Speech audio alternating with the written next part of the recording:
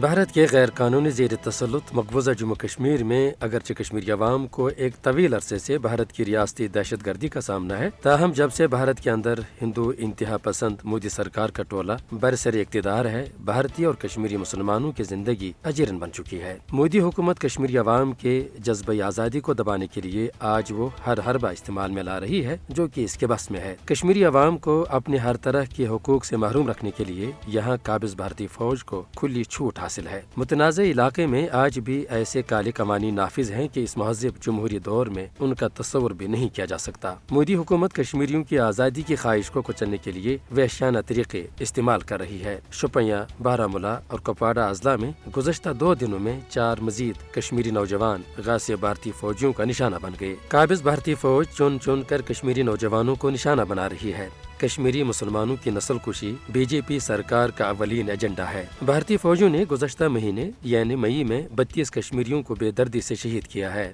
مودی کو یہ بات ذہن نشین کر لینی چاہیے کہ ان کے وحشیانہ ہتھ کنڈے بھارت سے کشمیریوں کی نفرت میں مزید اضافہ کریں گے اور بندوق کے زور پر وہ ان کا حق آزادی چھین نہیں سکتا۔